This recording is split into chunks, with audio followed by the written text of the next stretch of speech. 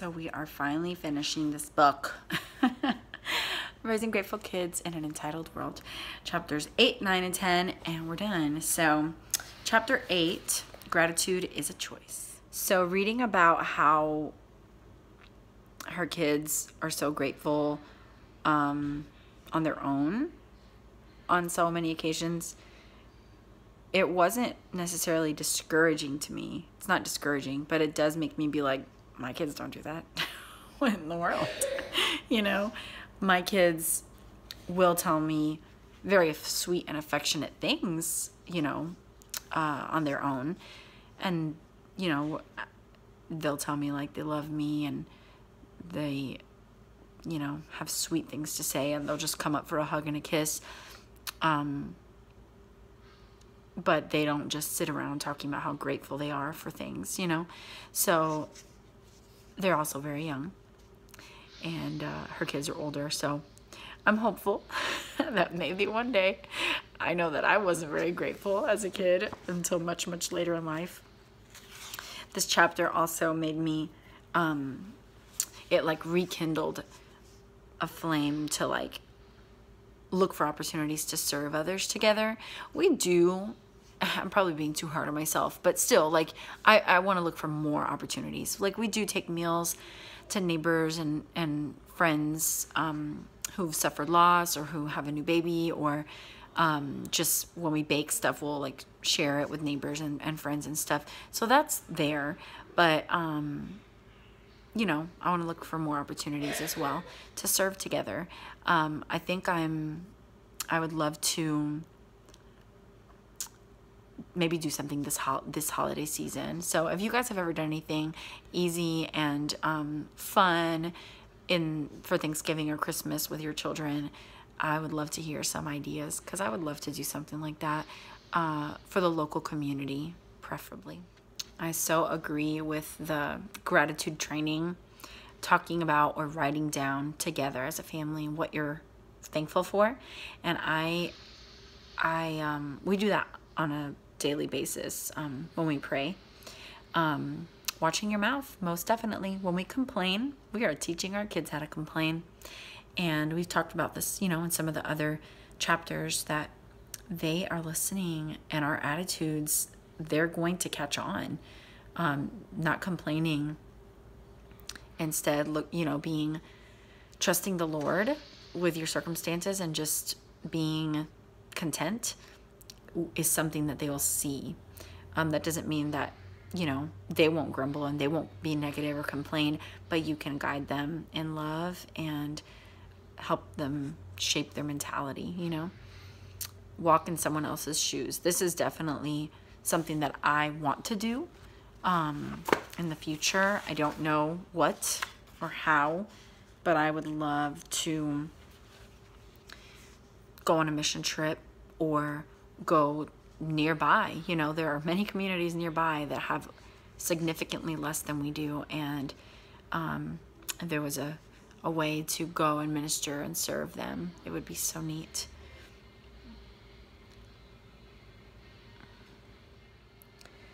So the toddlers and preschoolers thing was a little encouraging at the end in the going against the flow section. Research shows that children under the age of 7 don't usually spontaneously show gratitude. I know mine is 8 and 7, but still, you know. Psalm 23 as a family, memorizing that sounds like a neat idea. We've never memorized Psalm 23. That might be the next passage we memorize.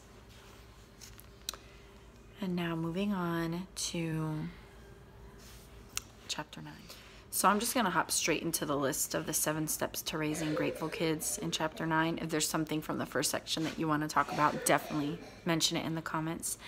I love number 1. We teach ownership, because that's one of the things that I feel so strongly about in our family. Our kids are part of, to steal from Michael Pearl's terminology of like the crew, jumping ship, like your ship is a family and your family, and the crew, important parts of the crew should be each member, not just swabbies, you know.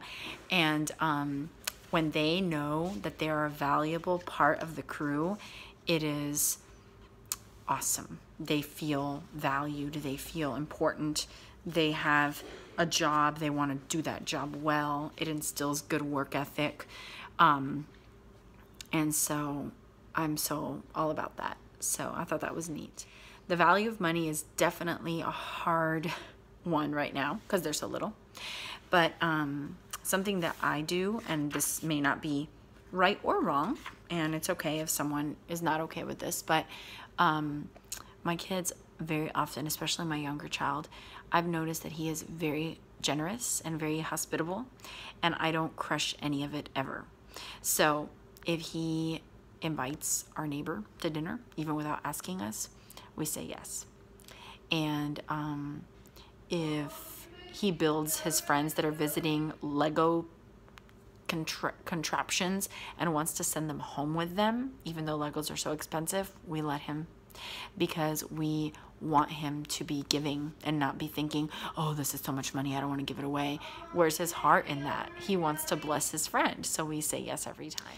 Number 3, emphasize the value of hard work. Yes, and the thing that's neat about this for our family, simply because we have so many businesses, is that they see it all the time. Like, they are part of the food truck business. They see me working my Juice Plus business. They are a part of my husband's online coffee business. So they get to work with us. They get to prep, go to places, set up our businesses, help Daddy sell coffee.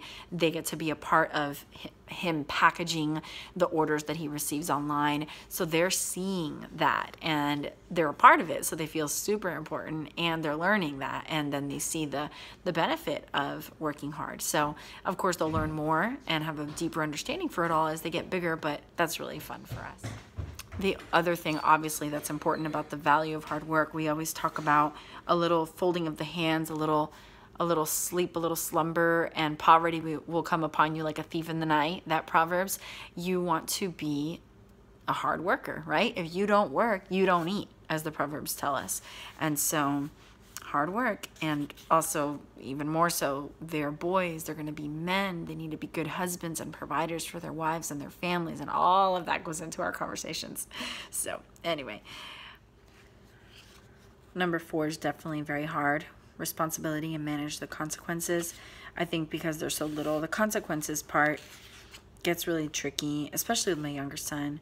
So many mistakes happen, so many accidents happen, so many unintentional accidents. It's not really a lack of care or responsibility. It's just a boy brain. I don't know. I think he'll get better. But, you know, it's just a work in progress. Number 5, we see the benefits of delayed gratification. So many biblical truths go into that. Yes, patience and not gratifying yourself as soon as you desire something, you give it to yourself, you make yourself wait. This is all going to play into even self-control, physical self-control when waiting to get married and all of these things. Like, you have to learn self-control and patience and making yourself wait, making yourself have to wait for something that will bring you pleasure or satisfaction. It's a good practice. And then kids, a larger worldview. This is probably one that I could definitely work on more, and I think we will as they get older. We read a lot about a lot of things, so they have head knowledge of, you know, things that have happened, things that people have been through, ways that people live now. We've seen videos and photos, but that's nothing like being there, you know.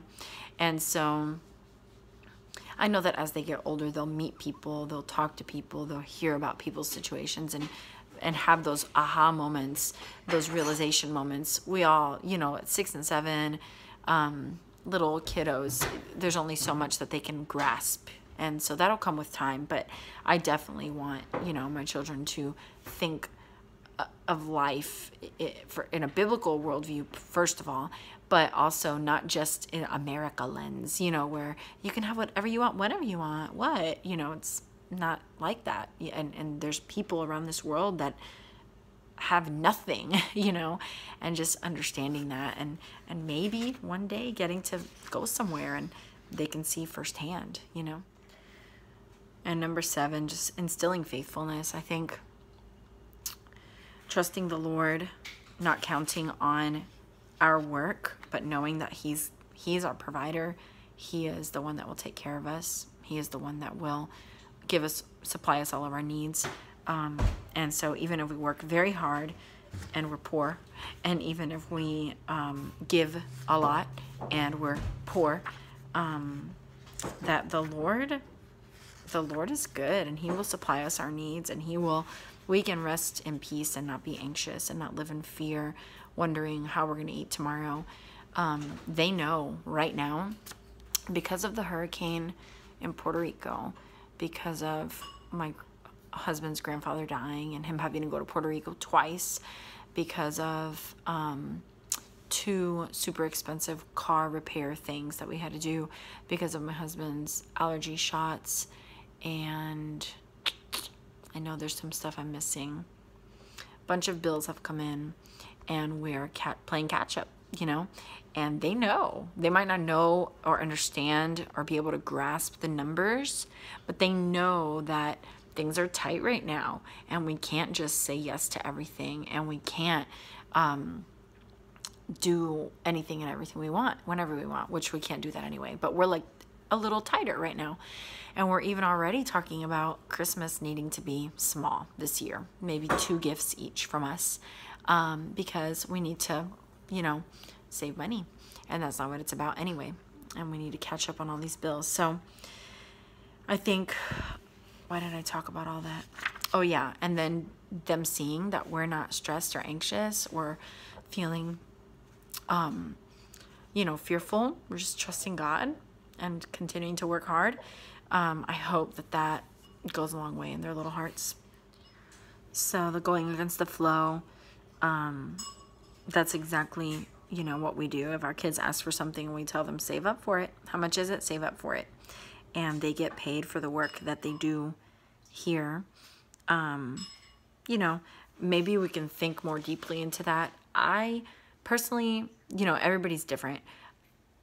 My kids are cheerful workers. They work cheerfully. They don't work grumbling. And they get their allowance, and they get a little extra if they do extra work. So like on days where they trim all the bushes and take all the limbs of those bushes to the curb for the garbage trucks to come pick it up, and on the days that they rake the backyard, or I'm trying to think of extra random things that they have to do sometimes. But anyway, on the days that they work the coffee booth with daddy and stuff like that, like they get a little extra, not much, like $1, but still it's extra in their minds. Their work, they're getting paid for their work, you know. And then their normal chores are taking the trash out, collecting the eggs, tidying their room and their playroom, putting their laundry away, stuff like that. And they get $2 a week each. And some of that goes to savings, some of that goes to tithe, and some of that goes for spending money. That's how we do it. I don't think that there's one right way. And I'm sure that if I dissected our method, I could find some crazy reason why maybe. I don't want to like overthink it too much. I think that I like what we're doing so far. And if I see any reason for us to change it, we'll talk about it, you know. But for now, it works well.